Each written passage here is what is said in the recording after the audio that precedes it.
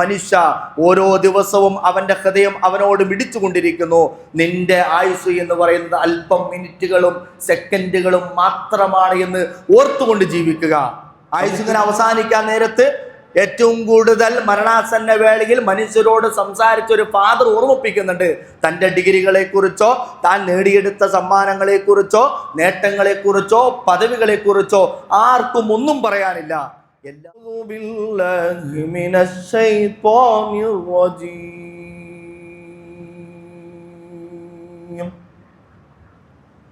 ബിസ്മില്ലാഹിർ റഹ്മാനിർ റഹീം.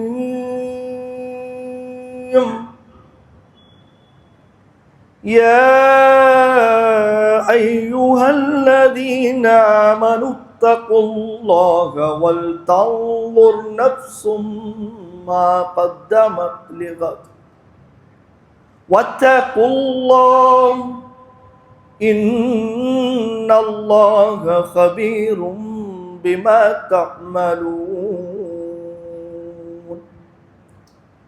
صدق الله. صدق الله العلي العظيم.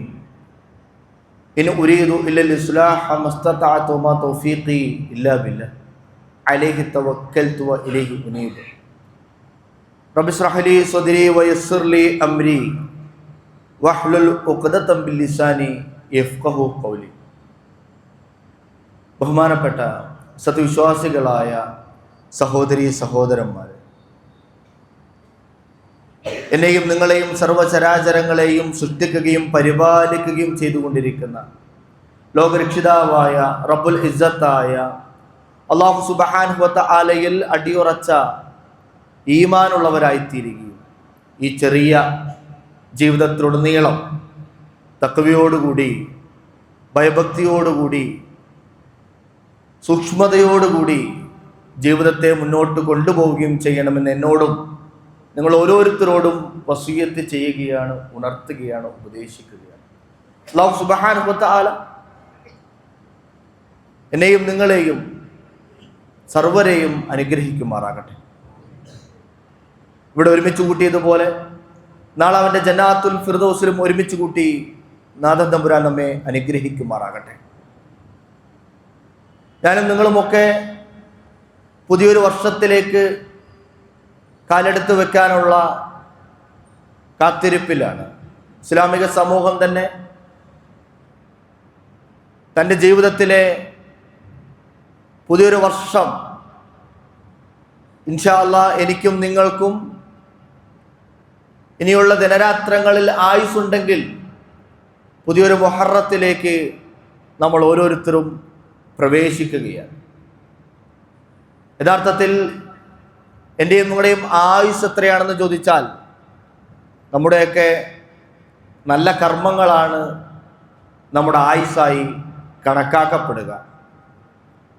ആ നല്ല കർമ്മങ്ങളിൽ നിന്നുകൊണ്ടുള്ള എൻ്റെയും നിങ്ങളുടെയും പുനർവിചിന്തനം, അതാണ് യഥാർത്ഥത്തിൽ ഈ നിമിഷങ്ങളിലെല്ലാം നമുക്കുണ്ടായിത്തീരേണ്ടത്. ഒരു ദീർഘദൂര യാത്ര നിങ്ങൾ പോവുകയാണെങ്കിൽ കാലിലൊരു മുള്ളു നിറയ്ക്കുമ്പോൾ അല്ലെങ്കിൽ വണ്ടി ഒന്ന് കേടായി നിൽക്കുമ്പോഴാണ് എത്ര ദൂരം സഞ്ചരിച്ചു എന്നും ഇനി എത്ര ദൂരം എനിക്ക് സഞ്ചരിക്കാനുണ്ട് എന്നും യഥാർത്ഥത്തിൽ ഒരു മനുഷ്യൻ ചിന്തിച്ചു തുടങ്ങുന്നത് അപ്പോഴാണ്. ഒരു രോഗിയായി മാറുന്ന നിമിഷത്തിൽ ഇത്രയും കാലം ഞാൻ എങ്ങനെയാണ് ജീവിച്ചത് എന്ന് ഒരു രോഗി ചിലപ്പോൾ ചിന്തിച്ചു തുടങ്ങും. ഇനി എനിക്ക് എത്ര ദിവസങ്ങളാണ്, എത്ര മാസങ്ങളാണ്, ഇനി എനിക്ക് എത്ര വർഷങ്ങൾ തന്നെയാണ് ബാക്കി എന്നൊരു മനുഷ്യൻ ചിന്തിക്കുന്നിടത്താണ് യഥാർത്ഥത്തിൽ ഒരു വിശ്വാസിയെ സംബന്ധിച്ചിടത്തോളം അവൻ്റെ ജീവിതത്തിൽ പുനർവിചിന്തനം നടക്കുന്നത്. ഞാനും നിങ്ങളും ജീവിതത്തെക്കുറിച്ച് ആലോചിച്ച് നോക്കുമ്പോൾ മരണത്തെ നമ്മൾ ഓരോരുത്തരും ആസ്വദിക്കും. ഓരോരുത്തരും മരണത്തെ ആസ്വദിക്കും. ജീവിതത്തെ ആസ്വദിച്ചവർ എത്ര പേരുണ്ടെന്ന് ചോദിച്ചപ്പോൾ ചില നിമിഷങ്ങളോ ചില സന്ദർഭങ്ങളോ അള്ളാഹുവിനോട് എടുത്ത് പ്രാർത്ഥിക്കാൻ പ്രാപ്തവണ്ണം ഉണ്ടാക്കിയെടുക്കുക എന്നത് നമ്മുടെ എല്ലാം ഈ ചെറിയ ജീവിതത്തിലെ പ്രാധാന്യം അറിയിക്കുന്ന ഒരു സംഗതിയാണ് യഥാർത്ഥത്തിൽ നമ്മൾ തിരിച്ചറിയേണ്ടതുണ്ട്.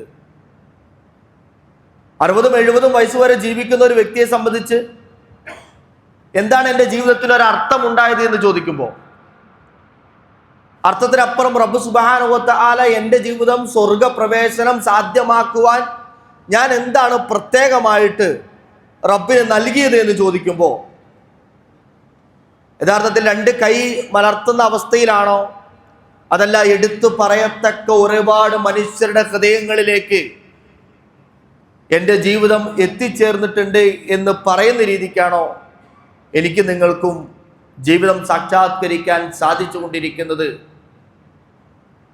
വിശുദ്ധ ഖുർആനിൽ ഞാൻ ഓതി വെച്ച ആയത്തിൽ ഓർമ്മിപ്പിക്കുന്നത് ഒരൊറ്റ കാര്യം മാത്രം, വൽ തൻദുർ നഫ്സും മാ ഖദ്ദമത് ലിഗദ്. നാളേക്ക് വേണ്ടി, പരലോകത്തെ എൻ്റെയും നിങ്ങളുടെയും ജീവിത വിജയത്തിന് വേണ്ടി നിങ്ങൾ എന്താണ് സ്വരുക്കൂട്ടി വെച്ചിരിക്കുന്നത്? നിങ്ങൾ എടുത്തു വെച്ചിരിക്കുന്നത് എന്താണ്? നിങ്ങളുടെ ജീവിതത്തിലെ കർമ്മങ്ങളെ ആറ്റിക്കുറുക്കി എടുത്താൽ അത് എത്രത്തോളം ഉണ്ടാകും? ഒരു സൂഫി കഥയിൽ ഓർമ്മിപ്പിക്കുന്നുണ്ട്, ആ പണ്ഡിതൻ മറ്റൊരു നാട്ടിലേക്ക് എത്തിച്ചേരുന്നു. നമസ്കാരമൊക്കെ കഴിഞ്ഞ് ആ പള്ളിയുടെ തൊട്ടടുത്തുള്ള ഖബർസ്ഥാനിലേക്ക് നോക്കിയപ്പോൾ വിചിത്രമായൊരു കാര്യം, ഖബർസ്ഥാനിൽ കിടക്കുന്ന ഖബറുകളുടെ അടുത്ത് എഴുതി വെച്ചിരിക്കുന്നു 6 വർഷം, 5 വർഷം, 3 മാസം, 10 മാസം. അപ്പൊ ഇദ്ദേഹം ആശ്ചര്യത്തോടു കൂടി അവിടെയുള്ള ഇമാമിനോട് ചോദിക്കുന്നുണ്ട്, ഈ നാട്ടിൽ ശിശുമരണ നിരക്ക് കൂടുതലാണല്ലേ? ഉടനെ ഇമാം അദ്ദേഹത്തോട് തിരുത്തുന്നുണ്ട്, അതങ്ങനെ മരിച്ചതല്ല. ഈ നാട്ടിലെ പ്രത്യേകത, ഒരു മനുഷ്യൻ ഭൂമിയിൽ ജീവിച്ച വർഷമല്ല, അവൻ ഈ ഭൂമിയിൽ ഉപയോഗപ്പെടുത്തിയ, റബ്ബിന് വേണ്ടി സമർപ്പിച്ച നിമിഷങ്ങൾ കണക്കുകൂട്ടി അതാണ് ഞങ്ങൾ രേഖപ്പെടുത്താറ്. ഈ പണ്ഡിതൻ അത്ഭുതപ്പെട്ടു പോവുകയാണ്. ഞാൻ മരിച്ചു പോയാൽ ഞാൻ ജനിച്ചിട്ടേ ഇല്ലാത്ത മാതിരി ആ ദിവസങ്ങളുടെ മാസങ്ങളുടെ എണ്ണത്തിൽ അവിടെ ശൂന്യതയാകുമല്ലോ. ഇത് യഥാർത്ഥത്തിൽ എന്നെയും നിങ്ങളെയും ചിന്തിപ്പിക്കേണ്ടതാണ്. ദിവസത്തിൽ ഞാൻ നിങ്ങളും 2 മണിക്കൂർ എടുത്തു നോക്കുക. നമ്മൾ അനാവശ്യമായി കളയുന്ന 2 മണിക്കൂർ ഒരു വർഷത്തിൽ കണക്കു കൂട്ടി നോക്കുമ്പോൾ 730 മണിക്കൂർ അനാവശ്യമായി ഞാനും നിങ്ങളും ഒരു കാര്യവുമില്ലാതെ ഒഴിവാക്കുകയാണെങ്കിൽ വർഷത്തിൽ 730 മണിക്കൂർ എന്നാൽ 30 ദിവസം. ഒരു വർഷത്തിലെ 30 ദിവസം നമ്മിൽ നിന്ന് നഷ്ടപ്പെട്ടു പോയി. നമ്മൾ പറയാറുണ്ട് സമയത്തിന്റെ വാല്യൂവിനെ കുറിച്ച്, വിലയെക്കുറിച്ച്. ഒരു വർഷത്തിന്റെ വില അറിയണമെങ്കിൽ ഒരു വർഷം പരീക്ഷയിൽ തോറ്റ വിദ്യാർത്ഥിയോട് ചോദിച്ചാൽ മതി. മാസത്തിന്റെ വില അറിയണമെങ്കിൽ മാസം തികയാതെ പ്രസവിച്ച ആ ഉമ്മയോട് ചോദിച്ചാൽ മതി. ആഴ്ചയുടെ വിലയറിയണമെങ്കിൽ അടുത്ത ആഴ്ച വരാനിരിക്കുന്ന വീക്കിലിയുടെ ആഴ്ചപ്പതിപ്പിന്റെ എഡിറ്ററോട് ചോദിച്ചാൽ മതി. അതിന്റെ വില അദ്ദേഹത്തിന് മനസ്സിലാക്കാൻ സാധിക്കും, നിങ്ങൾക്ക് പറഞ്ഞു തരാൻ സാധിക്കും.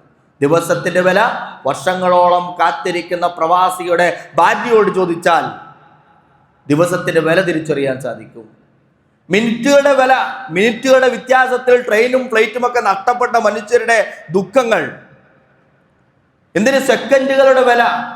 ഒരു സെക്കൻഡിന്റെ വലുപ്പത്തിൽ അപകടങ്ങളിൽ നിന്ന്, ആക്സിഡന്റുകളിൽ നിന്ന് രക്ഷപ്പെട്ട മനുഷ്യരോട് ചോദിക്കുക. ഇനി നിങ്ങൾക്ക് വേണോ മില്ലി സെക്കൻഡുകളുടെ വില?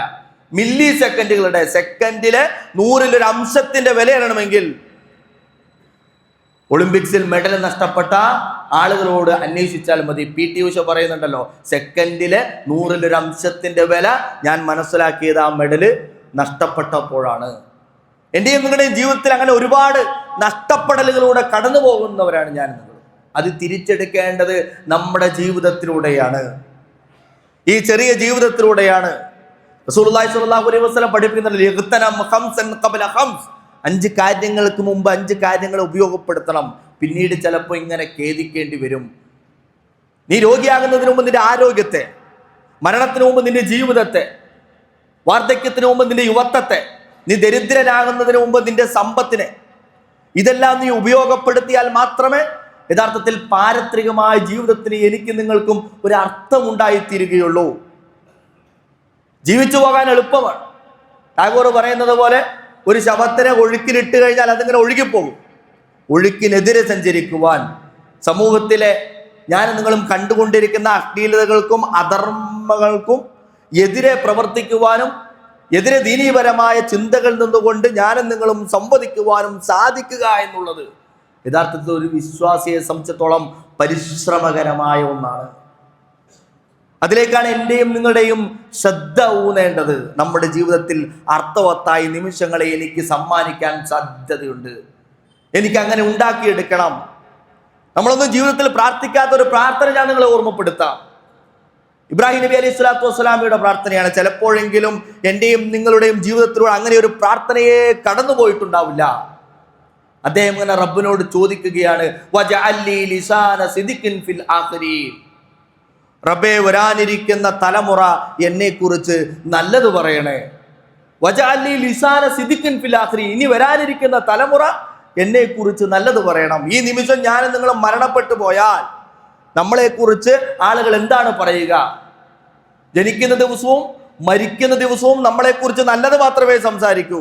അതിനിടയിലുള്ള നമ്മുടെ ജീവിതത്തിൽ മറ്റുള്ളവർ എന്നെയും നിങ്ങളെയും നോക്കിക്കാണുന്നത് എന്താണ്?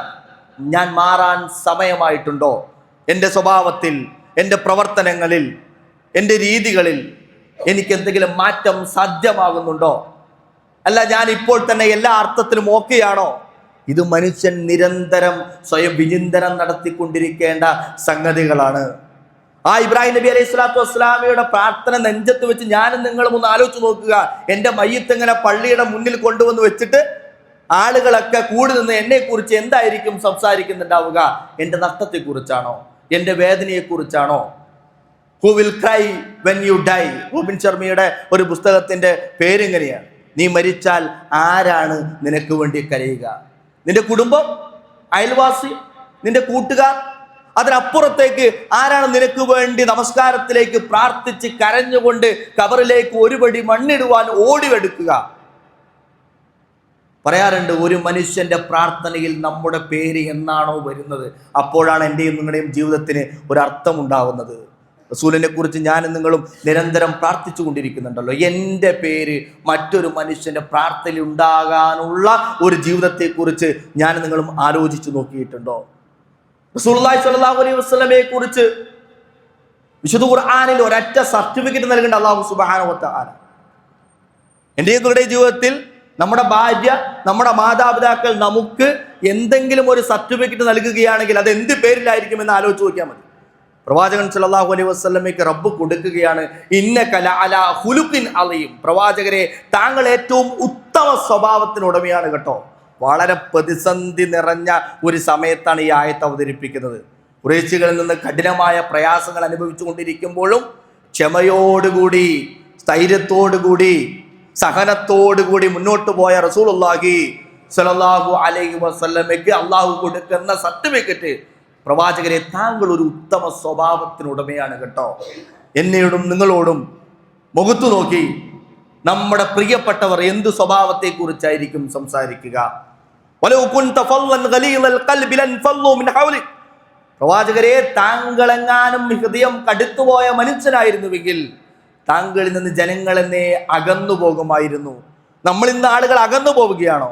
എൻ്റെ കൂടി ഇരുന്ന് സംസാരിക്കാൻ ആളുകൾ ഇഷ്ടപ്പെടുന്നുണ്ടോ?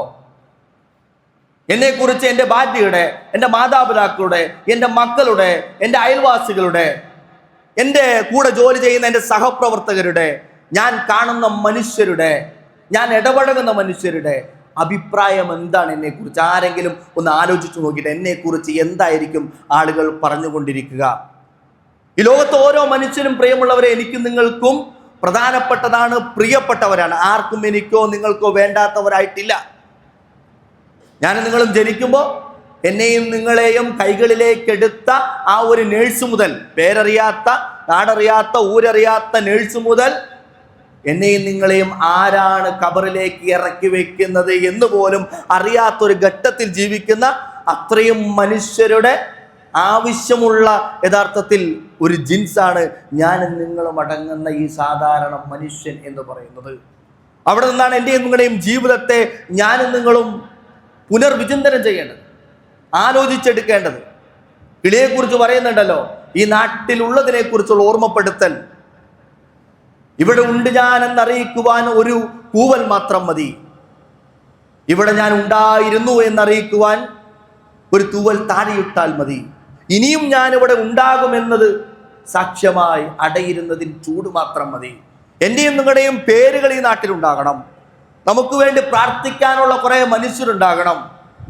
നാളെ പരലോകത്ത് അല്ലാഹു സുബ്ഹാനഹു വ തആല സ്വർഗ്ഗത്തിൽ എനിക്കും നിങ്ങൾക്കും പദവികൾ ഇങ്ങനെ ഉയർത്തി തരണം.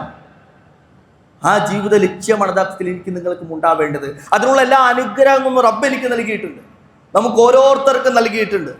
ഒന്ന് ആലോചിച്ച് നോക്കൂ, എനിക്ക് നിങ്ങൾക്കും കിടക്കാൻ ഒരിടമുണ്ടെങ്കിൽ, ഉടുക്കാൻ ഒരു തുണിയുണ്ടെങ്കിൽ, ഒരു നേരത്തെ ഭക്ഷണം എനിക്ക് നിങ്ങൾക്കും കഴിക്കാൻ സുഭിക്ഷമായിട്ടുണ്ടെങ്കിൽ, ഈ ലോകത്തെ 50% വരുന്ന മനുഷ്യരെക്കാൾ ഭാഗ്യവാന്മാരാണ് നമ്മൾ ഓരോരുത്തരും.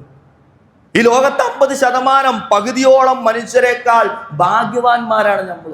കാരണം ലോകത്തെ പകുതിയോളം മനുഷ്യർക്കും സ്വന്തമായിട്ട് വീടോ 3 നേരം സുഭിക്ഷമായി കഴിക്കാനുള്ള ഭക്ഷണമോ സ്വന്തമായി ധരിക്കുവാനുള്ള, സ്ഥിരം മാറ്റി ധരിക്കുവാനുള്ള വസ്ത്രമോ ഇല്ലാത്ത അതിദരിദ്രരാണ്.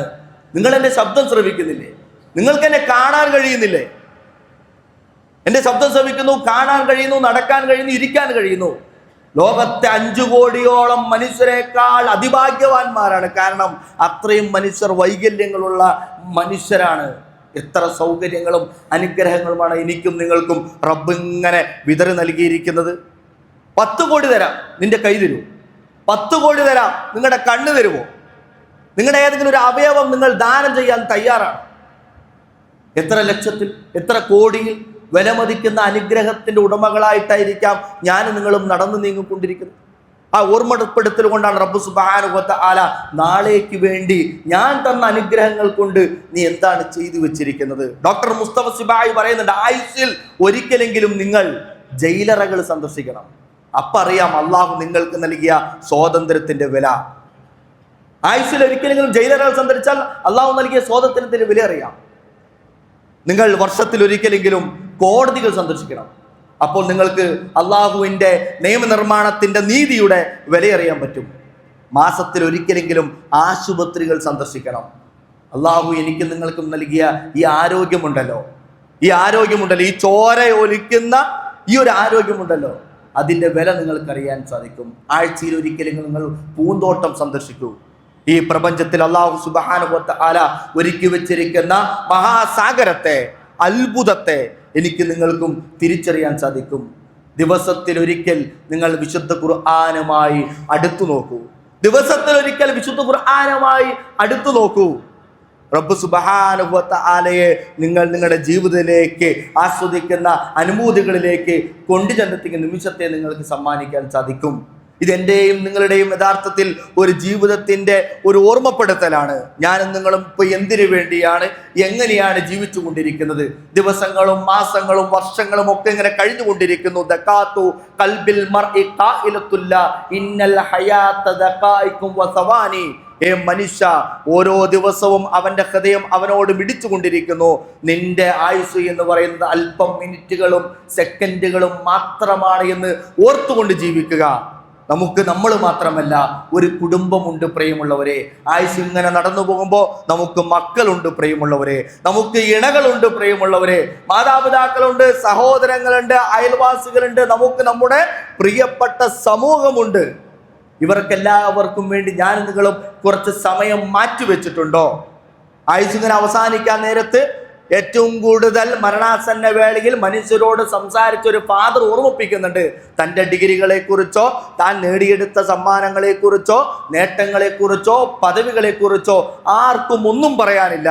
എല്ലാവർക്കും പറയാനുള്ളത് ഒന്നു മാത്രം: തന്നെ സ്നേഹിച്ചവരെ കുറിച്ച്, തൻ്റെ കൂടെ ഉണ്ടാവണമെന്ന് ആഗ്രഹിക്കുന്നവരെ കുറിച്ച്, തനിക്ക് വേണ്ടി പ്രാർത്ഥിക്കുന്ന മനുഷ്യരെ കുറിച്ച് മാത്രമേ മരണാസന്ന വേളയിൽ ഒരു മനുഷ്യന് പറയാനുള്ളൂ എന്നുള്ള തിരിച്ചറിവ് നമ്മൾ ഉണ്ടാക്കിയെടുക്കണം. എൻ്റെ പേര് ജാബിർ നദ്വി. ഞാൻ ചെറുപ്പുളശ്ശേരി പള്ളിയിലെ സ്ഥിരമായിട്ടുള്ള ഒരു ഖത്തീബാണ്, ഇമാമാണ്, മദ്രസ അധ്യാപകനാണ്. എൻ്റെ പേരും പദവിയുമൊക്കെ ഞാൻ മരിക്കുന്ന നിമിഷത്തോടു കൂടി അവസാനിക്കുന്ന ഒന്നാണ്. വടക്കഞ്ചേരിയിലുള്ള എൻ്റെ വീട്ടിലേക്ക് എൻ്റെ ശരീരത്തെ കൊണ്ടുവരുമ്പോൾ ചെറുപ്പുളശ്ശേരിയിൽ നിന്ന് ആളുകൾ എന്നെ എത്തിച്ചേരുന്ന ഒരു നിമിഷത്തെ കുറിച്ച് ആലോചിച്ച് നോക്കൂ. വഴിയാരായത് അവർ ചോദിക്കും, ജാബിർ നദ്വിയുടെ വീട് ഏതാണെന്നല്ല അവർ ചോദിക്കുക, ഇവിടെ മരിച്ചാളുടെ വീട്ടിലേക്ക് വന്നു. അവർ ചോദിക്കുന്നത് ജാബിർ നദ്വിയെ കുളിപ്പിച്ചോ എന്നല്ല, മയ്യത്തിനെ കുളിപ്പിച്ചെടുത്തോ. എൻ്റെ പേരും പദവിയും എല്ലാം നഷ്ടപ്പെട്ടു പോകുന്നത് ഒരൊറ്റ ശ്വാസത്തിൽ നിന്നാണ്. റബ്ബ് സുബ്ഹാനഹു വ തആല ഓർമ്മപ്പെടുത്തി, ആ ശ്വാസമാണ് യഥാർത്ഥത്തിൽ റബ്ബ് എനിക്കും നിങ്ങൾക്കും നൽകിയ ഏറ്റവും വലിയ അനുഗ്രഹം. ആ ശ്വാസത്തിൽ നിന്നുകൊണ്ട് മറ്റുള്ള മനുഷ്യരെ തിരിച്ചറിയാനും എൻ്റെ ജീവിതത്തിന് മറ്റുള്ള മനുഷ്യരുടെ ജീവിതത്തിൽ ഒരു അർത്ഥം ഉണ്ടാക്കി കൊടുക്കാൻ എനിക്ക് സാധിക്കണം. എൻ്റെ പേര് കേൾക്കുമ്പോൾ, എന്നെ കാണുമ്പോൾ ഒന്ന് ചിരിക്കുന്ന, മന്ദഹസിക്കുന്ന, അടുത്തേക്ക് വരുന്ന മനുഷ്യനാകുന്ന ഒരു സൽസ്വഭാവം യഥാർത്ഥത്തിൽ നമ്മൾ ഉണ്ടാക്കിയെടുക്കേണ്ടതാണ്, പരിശീലിപ്പിക്കേണ്ടതാണ്, അല്ലെങ്കിൽ പരിശ്രമിച്ച് പ്രയത്നത്തിലൂടെ പ്രാക്ടീസിലൂടെ നേടിയെടുക്കേണ്ടതാണ്. നിങ്ങൾ ചില ട്രെയിനിങ്ങുകൾ കണ്ടിട്ടില്ലേ? ഓഫീസിൽ ഇരിക്കേണ്ടതിനെ കുറിച്ച് ചിരിക്കാൻ പഠിപ്പിക്കുന്നു.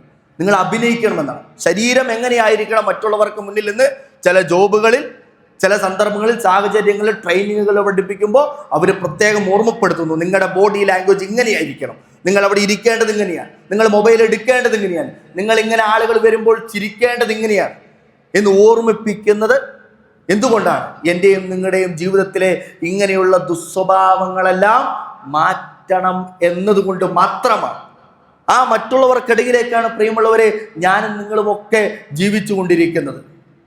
എല്ലാ മനുഷ്യരെയും തിരിച്ചറിയുന്ന ഒരു വ്യക്തിയെക്കുറിച്ച് വിശുദ്ധ ഖുർആൻ സൂറത്തു മൂസാ നബി അലൈഹി സ്വലാത്തു വസ്സലാമയുടെ ചരിത്രം പറയുന്ന ഘട്ടത്തിൽ ഓർമ്മിപ്പിക്കുന്നുണ്ട്. ഫിർഔനിന്റെ അടുക്കലേക്ക് യഥാർത്ഥത്തിൽ മൂസാ നബി അലൈഹി സ്വലാത്തു വസ്സലാമയോട് പോകാൻ വേണ്ടി കൽപ്പിക്കുന്നു. നമ്മൾ പറയും, കോപിഷ്ഠനായ അക്രമകാരിയായ ഒരു ഭരണാധികാരിയുടെ അടുക്കിലേക്ക് പോകാൻ വേണ്ടി എന്നെയും നിങ്ങളെയും നിയോഗിച്ചു എന്ന് വിചാരിക്കുക. ചിലപ്പോഴെങ്കിലും ഞാൻ നിങ്ങളും പ്രാർത്ഥിക്കുന്നതിന് വ്യത്യസ്തമായി, നമ്മൾ ചിന്തിക്കുന്നതിലും വ്യത്യസ്തമായി മൂസാ നബി അലൈഹി സ്വലാത്തു വസ്സലാം അവിടെ ഒരു പ്രാർത്ഥന നടത്തുന്നുണ്ട്. റബ്ബിശ്റഹ്ലി സ്വദ്രി വയസ്സിർലി അംരി വഹ്ലുൽ ഉഖ്ദതം മിൻ ലിസാനി യഫ്ഖഹു ഖൗലി. റബ്ബേ, ഞാൻ പോകുന്നത് ഒരു അക്രമകാരിയായ ഒരു ഭരണാധികാരിയുടെ അടുക്കലേക്കാണ്. ആ ഭരണാധികാരിയെ തിരിച്ചറിയാനും ഉൾക്കൊള്ളാനും പാകത്തിന് എൻ്റെ ഹൃദയത്തെ നീ വിശാലമാക്കണമേ. റബ്ബിശ്റഹ്ലി സ്വദ്രി, അല്ലാതെ എന്നെ മനസ്സിലാക്കുന്ന രീതിയിൽ, എൻ്റെ സംസാരം കേൾക്കുന്ന രീതിയിൽ ഫിർഔനിന്റെ മനസ്സിനെ വിശാലമാക്കണമെന്നല്ല. പടച്ചവനെ, എൻ്റെ കൂടെ ഒരുപാട് മനുഷ്യരുണ്ട്, വ്യത്യസ്ത സ്വഭാവമുള്ള, വ്യത്യസ്ത രീതികളിൽ ചിന്തിക്കുന്ന മനുഷ്യർ എൻ്റെ കൂട്ടത്തിലുണ്ട്. അവരെയെല്ലാം ഉൾക്കൊള്ളാൻ പാകത്തിന്, ഒന്ന് കേൾക്കാൻ പാകത്തിന്, ദേഷ്യപ്പെടാതെ മനസ്സിലാക്കാൻ പാകത്തിന് എൻ്റെ മനസ്സിനെ നീ ഒന്ന് വിശാലമാക്കണമേ എന്നുള്ള ഒരു പ്രാർത്ഥനയിൽ നിന്നുകൊണ്ടാണ് ഞാനും നിങ്ങളും നമ്മുടെ ജീവിതത്തെ തിരഞ്ഞെടുക്കേണ്ടത്, ചിട്ടപ്പെടുത്തേണ്ടത്. പ്രവാചകൻ പറയുന്നുണ്ട്, പണം കൊണ്ടല്ല ജനങ്ങളെ സമ്പാദിക്കേണ്ടത്. പണം കൊണ്ട് എനിക്കോ നിങ്ങൾക്കോ ജനങ്ങളെ സമ്പാദിക്കാൻ സാധിക്കുകയില്ല. ഇന്നക്കും ലൻ തസഉൻ നാസ ബി അംവാലിക്കും, നിങ്ങൾക്കൊരിക്കലും പണം കൊണ്ട് ജനങ്ങളെ സമ്പാദിക്കാൻ കഴിയില്ല. വലാ ഇന്ന യസഉകും ഇന്നകും മിൻകും ബസ്തൽ വജ്ഹി വ ഹുസ്നുൽ ഖുൽഖി, പ്രസന്നമായ മുഖം കൊണ്ട്, നിങ്ങൾക്ക് സൽസ്വഭാവം കൊണ്ട് നിങ്ങൾക്ക് ജനങ്ങളെ സമ്പാദിക്കാൻ കഴിയും. അങ്ങനെ കുറേ മനുഷ്യരെ നമ്മുടെ ജീവിതത്തിലേക്ക് പ്രിയമുള്ളവരെ സമ്പാദിച്ചെടുക്കേണ്ടതുണ്ട്. ആ സമ്പാദനമാണ് നാളെ പരലോകത്ത് എൻ്റെയും നിങ്ങളുടെയും സ്വർഗത്തിൻ്റെയും ഒക്കെ നിദാനമാക്കി മാറ്റുക. ആ സമ്പാദനത്തിൽ നമ്മുടെ സൽസ്വഭാവം കടന്നു വരേണ്ടതുണ്ട്. നമ്മുടെ എല്ലാവിധ മോശപ്പെട്ട വികാരങ്ങളിൽ തുടച്ചു നിൽക്കാൻ നമുക്ക് സാധ്യമാകേണ്ടതുണ്ട്. ഓരോ പുതുവർഷവും ഓരോ ഓർമ്മപ്പെടുത്തലാണ്. ഇനി എനിക്ക് മാറാൻ സാധിക്കണം. എൻ്റെ ജീവിതത്തിലെ ചെറിയ ചെറിയ മാറ്റങ്ങൾക്ക് ഞാൻ സാധ്യമാകേണ്ടത് അനിവാര്യമാണ് എന്ന തിരിച്ചറിവ് നമുക്കുണ്ടാവണം.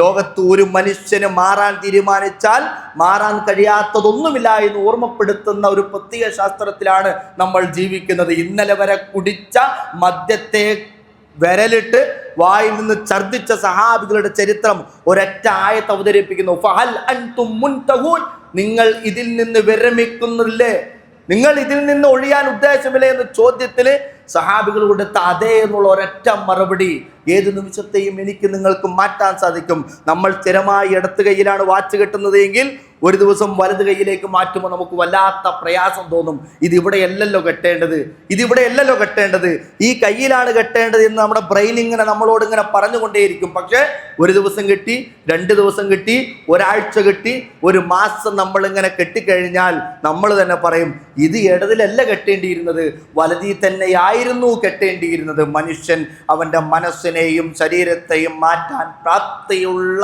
ഒരു ഘടകമാണ്. അല്ലാഹു സുബ്ഹാനഹു വ തആല നാളെ അവൻ്റെ പരലോകത്തിൽ ഒരു സ്വർഗം എനിക്കും നിങ്ങൾക്കും വേണ്ടി വീടൊരുക്കുന്ന നിമിഷത്തിൽ നമ്മുടെ ജീവിതത്തെ മാറ്റിത്തീർക്കുവാൻ അവൻ സഹായിക്കുമാറാകട്ടെ. ഊദു ബില്ലാഹി മിനശ് ശൈത്വാനിർ റജീം. ബിസ്മില്ലാഹിർ റഹ്മാനിർ റഹീം. യാ അയ്യുഹല്ലദീന ആമനു തഖുല്ലാഹ ഹഖ തുഖാതി വലാ തമൂതുന്ന ഇല്ലാ വഅൻതും മുസ്ലിമൂൻ. സദഖല്ലാഹുൽ അലിയുൽ അദീം. അസ്സലാത്തു വസ്സലാമു അലാ റസൂലിഹിൽ അമീൻ വഅലാ ആലിഹി വസഹ്ബിഹി അജ്മഈൻ. പ്രിയമുള്ള സത്വിശ്വാസികളായ സഹോദരി സഹോദരന്മാർ, അള്ളാഹുവിൻ്റെ കൽപ്പനകൾ അനുസരിച്ചുള്ള ജീവിതത്തെ തഖ്വയോടുകൂടി മുന്നോട്ട് കൊണ്ടുപോകണമെന്ന് ഒരിക്കൽ കൂടി എന്നെയും നിങ്ങളെയും ഉണർത്തുകയാണ്, ഉദ്ദേശിക്കുകയാണ്, വസിയ്യത്ത് ചെയ്യുക. അള്ളാഹു സുബ്ഹാനഹു വ തആല അതിന് നമ്മെ അനുഗ്രഹിക്കുമാറാകട്ടെ. ജീവിതത്തെ റബ്ബ് സുബ്ഹാനഹു വ തആല സ്വർഗത്തിൽ പ്രവേശിപ്പിക്കുന്ന ജീവിതമാക്കി മാറ്റിത്തീർക്കുമാറാകട്ടെ. സുഫിയാൻ അസ്സൗരി റഹ്മഹുല്ലാഹ് അദ്ദേഹം തൻ്റെ ജീവിതത്തെക്കുറിച്ച് പറയുന്നുണ്ട്, എൻ്റെ ഇന്നലകളെ പിശാച് നശിപ്പിച്ചുവെങ്കിൽ എൻ്റെ നാളകളെ കൊണ്ട് ഞാൻ ആ പിശാചിനെ പരാജയപ്പെടുത്തും. ആ ദുനിയാ തലാസത്തു അയ്യ, ഈ ദുനിയാവ് 3 ദിവസമാണ്. അതിലൊന്ന് അമ്മൽ അംസ്, അത് കഴിഞ്ഞ കാലഘട്ടം, അത് ഇന്നലെ കഴിഞ്ഞുപോയി. ഫഖദും മതാ ഫഖദും മല ദഹബ മാ ബിമാ ഫീഹി, അതിലുള്ളതെല്ലാം കഴിഞ്ഞുപോയി. അതിനെക്കുറിച്ച് നിങ്ങൾ ആലോചിച്ചിട്ട് ഒരു കാര്യമില്ല. രണ്ടാമത്തേത് വമാ ഗദൻ, അത് നാളെയാണ്. ലാ തുദ്രികു, നിനക്കതിനെക്കുറിച്ച് യാതൊരു അറിവുമില്ല. നാളെ എന്താവും എന്നതിനെക്കുറിച്ച് എനിക്കും നിങ്ങൾക്ക് യാതൊരു അറിവുമില്ല. പക്ഷേ അമ്മ ഇന്ന് അൽ യൗം, ഇന്ന് എന്ന് പറയുന്നത് ഫലക്ക്, അത് എനിക്കും നിങ്ങൾക്കും ഉള്ളതാണ്. ഫതഅമൽ ഫീഹി, അതിലാണ് ഞാനും നിങ്ങളും യഥാർത്ഥത്തിൽ പരിശ്രമിക്കേണ്ടത്. ഇന്ന് എന്നുള്ള ഒരു ദിവസത്തിലേക്ക്, ഇന്ന് എനിക്ക് നിങ്ങൾക്കും പുലരാൻ അല്ലാഹു സുബ്ഹാനഹു വ തആല ഭാഗ്യം നൽകിയെങ്കിൽ യഥാർത്ഥത്തിൽ എനിക്ക് നിങ്ങൾക്കും നന്നാകാനുള്ള, അല്ലെങ്കിൽ സൽക്കർമ്മങ്ങൾ കൂടുതൽ ചെയ്യാനുള്ള, തെറ്റുകൾ തിരിച്ചറിയാനുള്ള ഒരവസരമായിട്ടാണ് അല്ലാഹു സുബ്ഹാനഹു വ തആല എനിക്കും നിങ്ങൾക്കും നൽകിയിരിക്കുന്നത് എന്ന ഒരു തിരിച്ചറിവ് ഈ നിമിഷങ്ങളിൽ ഞാൻ നിങ്ങളും ഉണ്ടാക്കിയെടുക്കേണ്ടത്. അല്ലാഹു സുബ്ഹാനഹു വ തആല മാറ്റങ്ങൾ സാധ്യമാകുന്ന മനുഷ്യരുടെ കൂട്ടത്തിൽ നമ്മെ ഉൾപ്പെടുത്തി അനുഗ്രഹിക്കുമാറാകട്ടെ. സ്വർഗപ്രവേശനത്തിൽ കുടുംബത്തോടൊപ്പം ഇണകളോടൊപ്പം പ്രവേശിപ്പിക്കുന്നവരിൽ നാഥൻ തമ്പുരാൻ നമ്മെയും നമ്മുടെ കുടുംബത്തെയും ഒക്കെ ഉൾപ്പെടുത്തി അനുഗ്രഹിക്കുമാറാകട്ടെ.